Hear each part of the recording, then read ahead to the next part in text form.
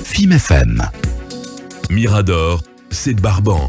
Les antivaleurs sous les fourches codines de nos chroniqueurs. La ville de Dinguiraye, qui d'ordinaire est paisible, a connu une journée cauchemardesque. Hier, jeudi 9 juin, je le disais tantôt, des jeunes en colère ont incendié les sièges du commissariat central de police et de la gendarmerie de cette préfecture située à plus de 500 km de Conakry.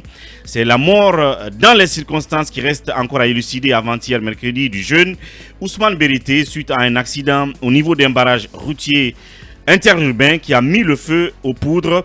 Des jeunes qui accusent un gendarme d'en être responsable s'en sont donc alors pris à ces deux édifices publics à la recherche, dit-on, du dit agent de sécurité. Des jeunes venus de Sigiri dont est originaire la victime, qui auraient même grossi les rangs des mécontents et ont barricadé les rues de la ville. Nous essayons un peu d'en savoir. On va prendre tout à l'heure un de ses proches du nom de Monsieur Naini qui nous parlera. Mais avant, Garay, vous avez suivi ça hier. Évidemment, il y a eu des alertes comme quoi les jeunes veulent s'en prendre aux édifices. Ça a été fait malheureusement encore. Oui, parce que le plus souvent, on sait que dans les rangs des forces de sécurité, notamment à l'intérieur du pays, ils ne sont pas trop nombreux. Oui. Donc, le plus souvent, quand il y a des situations qui surgissent, ils sont pris en otage par la population, puisque ceux-ci sont beaucoup plus nombreux que... Je pense que dans le cas précis de Dinguiraye, c'est ce qui s'est passé. Et il faut dire que c'est des situations déplorables puisque ça se passe un peu partout en région, à l'intérieur du pays. Quand les citoyens sont énervés, ils s'en prennent à des édifices, ils s'en prennent même aux agents des forces de sécurité et de défense. Il faut quand même éviter cela. Je pense qu'aujourd'hui, des dispositions doivent être prises pour justement amener la population à se départir de tels comportements. Déjà, le haut commandant à la gendarmerie, le colonel Bala Samoura a quand même... Hier. Oui, et lui également, il s'est exprimé là-dessus. Oui. Il disait qu'ils allaient tout mettre en œuvre pour justement faire la lumière sur cette affaire. Mais nous savons quand même comment les choses se passent dans ce pays. Le plus souvent, c'est des annonces. Et après, on ne trouve pas d'effet derrière. On attend de voir ce qui va en découler. Bien. Mais pour le moment, il a quand même annoncé que voilà, Cancan a été saisi de l'affaire. Bien. Et là, ils vont quand même déployer une mission de ce côté pour justement faire des enquêtes et situer la responsabilité. Voilà.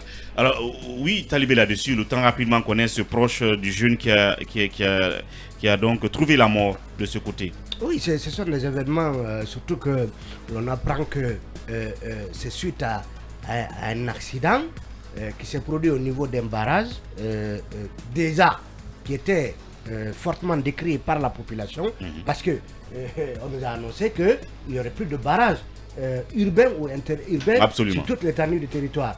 Et que donc la victime était donc sur une moto et c'est un gendarme, certainement apprend-on qu'il leur a fait signe de s'arrêter et celui qui était donc derrière le conducteur, il a été harponné par le bras par ce gendarme et donc il est tombé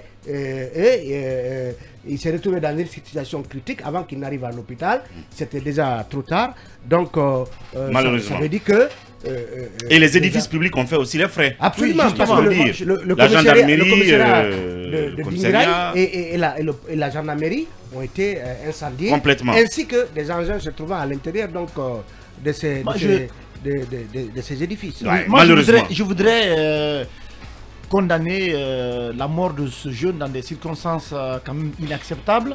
C'est pas parce qu'on est agent que quelqu'un refuse de s'arrêter et que vous le décidez comme Talibé l'a décrit et que mort s'ensuit après. Mais au même moment, il faut aussi condamner notamment les actes de vandalisme donc, qui ont visé notamment la gendarmerie. On ne peut pas se rendre justice. Je pense qu'il y a cette mentalité qui a été développée par les populations ici. On a tendance souvent à se rendre justice lorsque quelqu'un... c'est le manque de justice qui a occasionné cela. Oui, mais je pense qu'on peut travailler davantage. On ne peut pas défendre ceci. Vous savez, on ne défend pas. On décrit une réalité. Vous savez, entre la mort entre la mort cruelle, triste, regrettable à dénoncer du jeune et les incidents d'hier, il n'y a pas eu encore de procédure. Ça, c'est deuxièmement, vous ne comprenez pas ce que je dis. Et je pense que si vous vous rappelez des événements de 2007 en Guinée, il y a beaucoup d'édifices qui ont été détruits en Guinée. Il y a beaucoup de localités aujourd'hui où on n'a pas de justice de paix. On a un pays qui a un faible revenu. On se bat aujourd'hui pour trouver les moyens. Donc je pense que ce n'est pas la manière pour, notamment, il faut éviter ces actes qui consistent à se rendre justice. Si les autorités locales donc de ce côté ont décidé notamment de faire la lumière, parce que j'apprends que même une enquête va être ouverte pour situer les responsabilités, il faut laisser donc la justice faire son travail, mais je ne suis pas d'accord qu'on continue notamment de s'attaquer aux installations, aux symboles de l'État à l'intérieur du pays. J'ai envie de d'abord de condamner fermement la mort de ce jeune.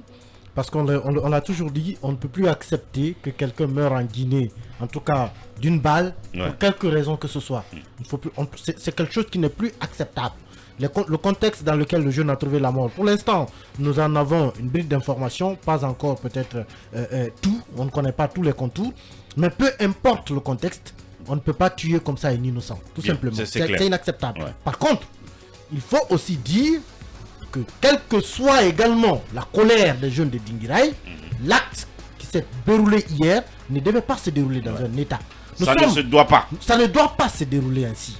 Quand on est en face d'une situation de ce genre, la meilleure solution est celle qui naît du calme. Le calme et la retenue permettent aux services de sécurité et à la justice de déclencher sereinement des procédures et aboutir peut-être à appréhender l'auteur de l'acte et ensuite de le punir. Mais lorsqu'on s'en prend à des édifices publics, lorsqu'on cause des troubles de ce genre, parfois vous offrez même l'opportunité à l'auteur du crime de s'enfuir, de disparaître, et finalement la justice que nous voulons, nous ne l'aurons pas. Et il faut qu'on arrête de se faire justice, qu'on arrête de détruire tout chaque fois qu'on est en colère. Ce n'est pas ainsi que la justice fonctionne. La justice a besoin de calme, elle a besoin de sérénité. On l'a dit récemment dans le cas du jeune Thierno Mamadou. Il faut qu'on continue à garder le calme et la sérénité autour de tous les dossiers pour que la justice puisse travailler sereinement. En 30 secondes. En 30 secondes, je déplore ce qui s'est passé de ce côté, mais vous savez que l'injustice peut-être a créé ces occasions. En Guinée, il fut un moment où quand des gens mouraient, rien ne se passait. Donc les citoyens ont en tête que quand on tue un des nôtres, rien ne va se passer. Alors aujourd'hui, à Conakry, on parle de Dinguiraye. Vous voyez des policiers en pleine circulation qui retirent les clés des motos. En pleine circulation, ça provoque des accidents. Vous voyez des policiers parfois s'arrêter devant des véhicules en pleine circulation. Donc ces forces de l'ordre, je ne les accuse pas, mais doivent changer de comportement, puisque c'est avec cette situation que d'autres meurent. Quand vous retirez la clé d'une moto en circulation et que le motard tombe, il meurt, qu'est-ce qui va se passer? Donc une fois de plus, mettons la justice pour éviter ces dérives. Bien, merci Lincoln, et nous passons à notre invité politique du jour.